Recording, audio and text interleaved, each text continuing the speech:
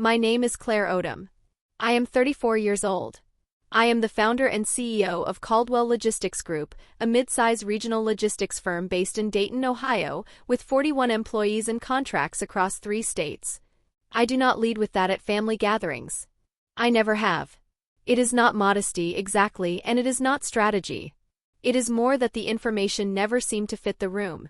The paper plates, the folding tables, the particular way my Aunt Renee's backyard fills up in July with the sound of a ball game from a radio someone has set on the porch railing. I go to those gatherings and I am Claire, Renee's niece, the one who lives on the other side of Dayton and works in something to do with shipping. That has always been enough of a description for the people who asked, and the people who didn't ask never needed more. I had decided early that this was fine. I had watched people perform their professional lives at family dinners, titles mentioned just slightly too early, revenue figures dropped into conversations about nothing, and I had decided it wasn't a version of myself I wanted to maintain. What I built was mine because I had built it, not because anyone had witnessed the building. The barbecue at Aunt Renee's house on Sutter Lane was a Saturday in late June. I arrived at noon with a cooler and a bag of ice. The yard was already half full. My cousin Bethany was at the picnic table with a group of her friends, and standing beside her, one hand on the back of her chair, was Marcus Hale. I had met Marcus twice before. He was tall, with the particular confidence of someone who had learned early that height and a firm handshake could carry a first impression most of the way across the room. He worked in sales, medical equipment, I thought, or had been until recently. He and Bethany had been engaged for 4 months. The ring was visible from a distance. He saw me come through the gate and raised his chin in greeting, the way you greet someone you remember being introduced to but whose name you have not retained. I had started Caldwell Logistics Group 7 years earlier, in the spare bedroom of an apartment on the west side of Dayton, with $12,740 of my own money, the incorporation fees, the first month of registered agent service, the attorney who reviewed the operating agreement and told me I'd drafted it more carefully than most of his paying clients. The company had begun as a regional courier operation. 3 contracted drivers, a dispatch system I had built on a spreadsheet before I could afford software, and a single anchor client, a medical supply distributor in Columbus who needed same-day delivery on short-notice orders and couldn't get reliability from the national carriers. I had gotten that client by showing up in person, without an appointment, and asking for 20 minutes with their operations manager. She had given me 15. By the end of the year, they were our largest account. First-year revenue came to $847,000. I hadn't expected it to reach that number. I did not talk about any of this at family gatherings. I had tried early on, at a Thanksgiving table once when someone asked how the business was going, and I had watched the attention leave the room before I finished the second sentence. Not rudely. Just the way attention moves when a topic doesn't have a shape anyone recognizes. After that, I answered the question differently. Fine, I'd say. Busy. And then I'd ask about someone's kids or someone's renovation, and the conversation would find its footing again. Bethany had started dating Marcus during the second year of a stretch I later understood had been the hardest of my professional life, a quarter when I didn't take a salary, when 2 contracts fell through in the same month, when I sat at my kitchen table at 11 o'clock on a Tuesday night going through the accounts and making a list of what could wait and what couldn't. I got through it. The company got through it. Bethany never knew any of that had happened because I hadn't told her and she hadn't asked. Over 7 years, I had built something that did not announce itself.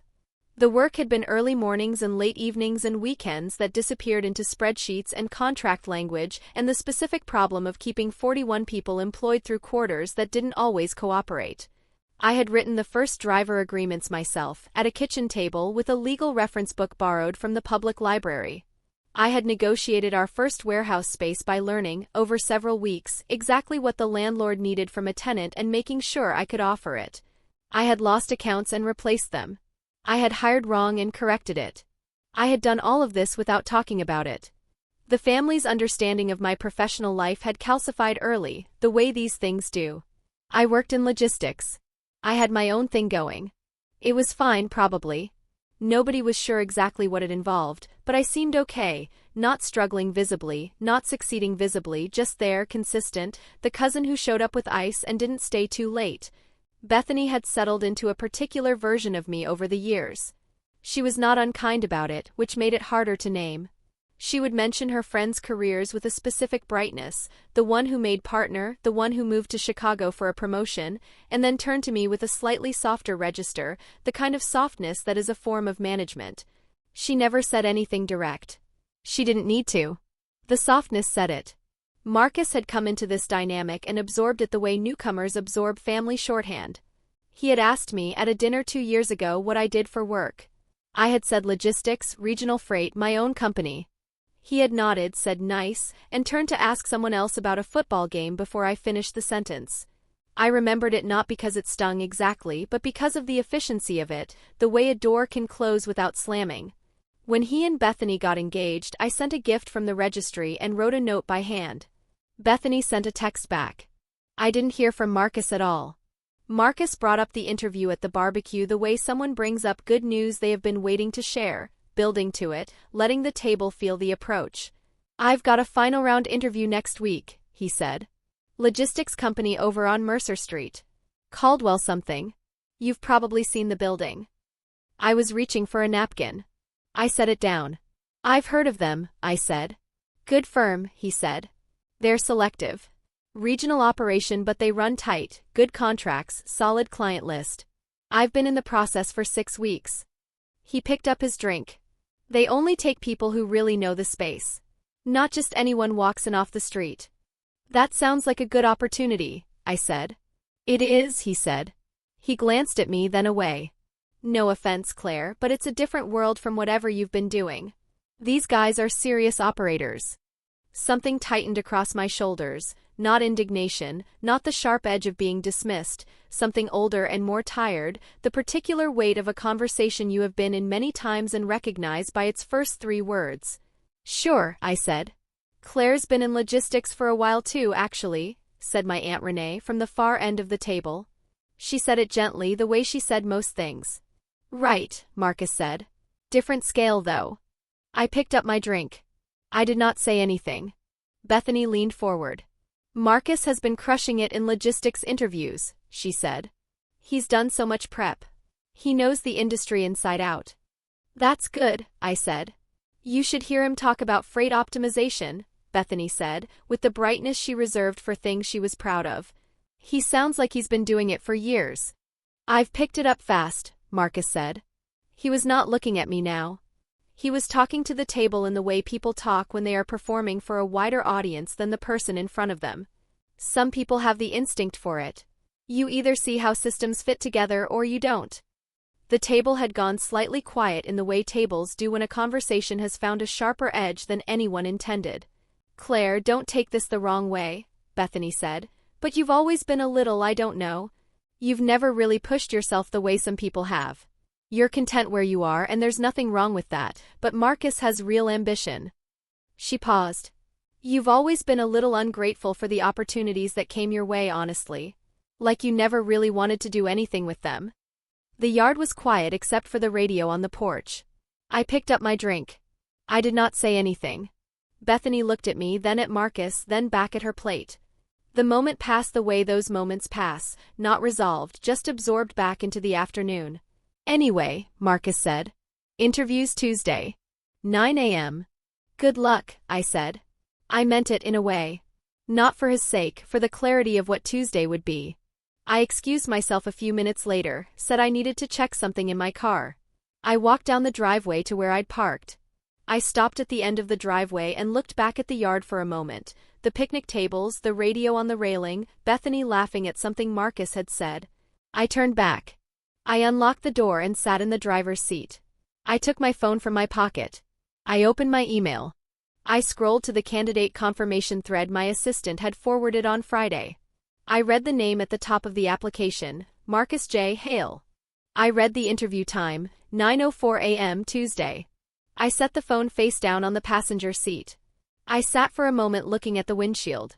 I noticed the Caldwell name on the building visible from where I was parked, the signage on the second floor, small from this distance, facing Mercer Street. I started the car, ran the air conditioning for 2 minutes, then turned it off. I went back inside. Tuesday morning, the Caldwell Logistics Group offices on Mercer Street were already running by the time Marcus Hale arrived. He came in at 9:02 in a dark suit carrying a leather portfolio. The receptionist, a woman named Deb who had been with the company for 4 years, greeted him by name, offered him water, and showed him to the second-floor conference room. He sat at the long table. There was a glass of water in front of him. Through the window, the rooftop of the warehouse annex was visible, and beyond it the Dayton skyline sat low and familiar against the morning. At 9:04 a.m. I walked in.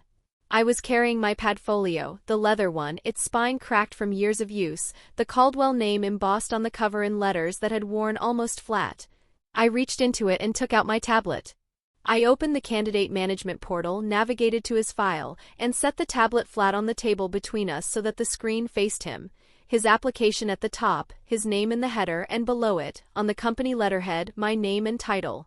Claire Odom, founder and CEO, Caldwell Logistics Group. Marcus looked at the screen. He looked at me. He looked at the screen again. Claire, he said. Marcus, I said. Thanks for coming in.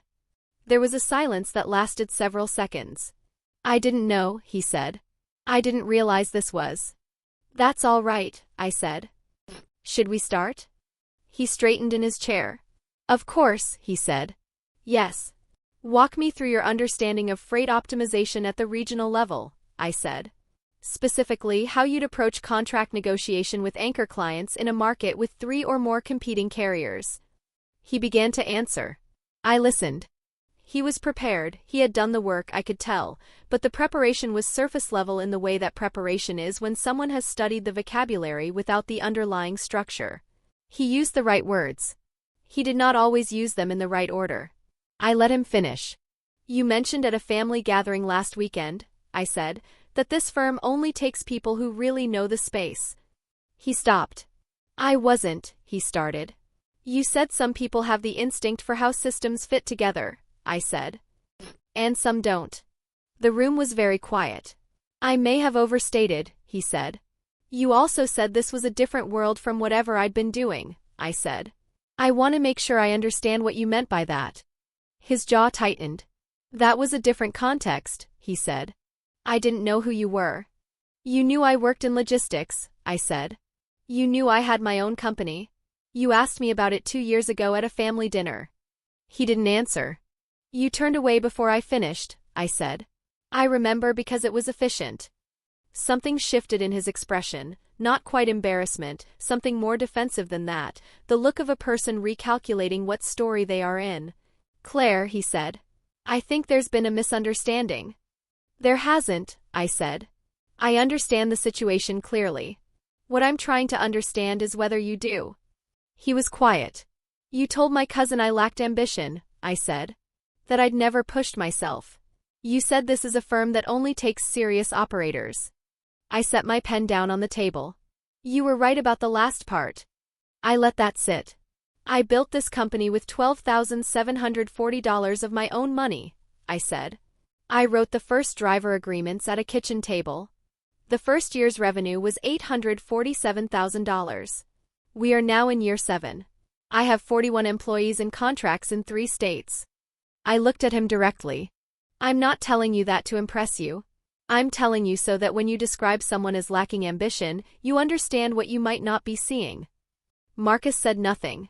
What Bethany called ungrateful, I said, was me not performing my career for people who weren't paying attention to it.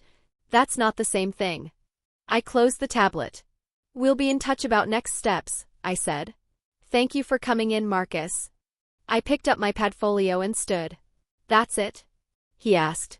That's the interview, I said. 5 months later, Marcus Hale was not working at Caldwell Logistics Group. We had advanced 2 other candidates from that round and hired one, a woman named Priya who had spent 6 years at a freight brokerage in Columbus and who, in her first week, reorganized the carrier rate review process in a way that saved the company $11,000 in the next quarter. She was precise and unhurried and asked exactly the right questions. She had sent a short email the morning after her first week ended, I think I'm going to like it here. I read it at my desk, then filed it in the folder I kept for things I wanted to remember.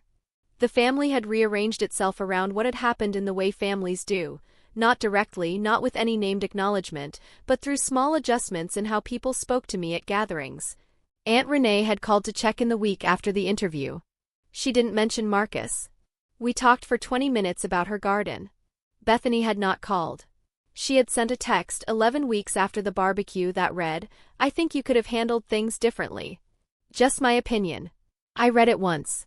I set the phone down on my desk, on top of the manila folder in the bottom drawer that I'd pulled out that morning for an unrelated reason. I did not reply. The manila folder held the original Articles of Incorporation, a stapled sheaf of pages, the Ohio Secretary of State's filing stamp in blue ink on the first page, slightly faded now, my name printed clearly in the signature block at the bottom. I had looked at it that morning not for any sentimental reason, but because I needed the entity number for a contract amendment, and the number was on page 2. I found the number. I wrote it down. I put the folder back in the drawer. The drawer had a small resistance when I closed it.